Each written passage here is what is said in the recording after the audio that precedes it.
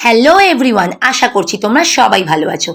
Video তৈরির শুরুতেই তোমাদের সকলকে আমি জানিয়েছিলাম যে আমি একজন নতুন ইউটিউবার। এছাড়াও ইউটিউবের কাজ ছাড়া আমার বাড়িতে আমাকে অন্যান্য কাজ নিয়ে প্রতিদিনই ব্যস্ত থাকতে হয়, কারণ সবার প্রথম আমি একজন মা। বাচ্চার দেখাশোনা করার সঙ্গে সঙ্গে আমাকে বাড়ির বিভিন্ন কাজও করতে হয়। এছাড়াও আমি মাঝখানে কয়েকদিন ধরে আমি বিভিন্ন সমস্যার মধ্যে পড়ছিলাম, তো আমি আমার সব প্রবলেমকে ওভারকাম করেছি। আর তাছাড়া আমি এখন স্ট্রংলি মেন্টালি প্রিপারেশন নিয়েছি। দুনিয়ায় হাজার সমস্যা থাকলেও কিন্তু আমি ভিডিও তৈরির কাজ প্রতিনিয়ত করে যাব।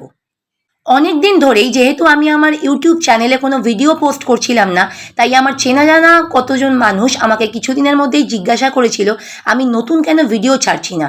তো আমি তাদেরকে বলেছিলাম আমি অনেক সমস্যার মধ্যে আছি।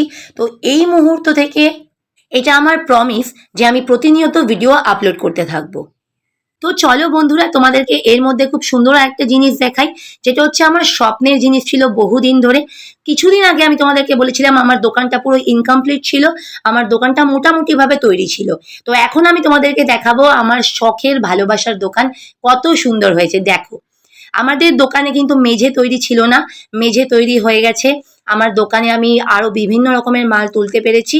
আর আমার দোকানটা কিসের সেটাও আমি তোমাদেরকে কিন্তু জানিয়েছিলাম।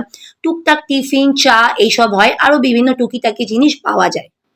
ইভেন এই দোকান তৈরি করার আগেও বহুত সমস্যায় আমরা পড়েছি, ইভেন আমার ফুল ফ্যামিলি এই সমস্যায় পড়েছিল, কিন্তু ঈশ্বরের আশীর্বাদে আমি প্রত্যেকটা সমস্যা থেকে বেরিয়ে আসতে পেরেছি। আর আমার দোকানের মধ্যে সব থেকে ভালো কর্নার এইটা, যেখানে আমার ঈশ্বর থাকে। ক্লান্ত হয়ে বসে পড়েছি আমি। এতদিন পর আমার দোকানটা খুব সুন্দরভাবে তৈরি হয়েছে।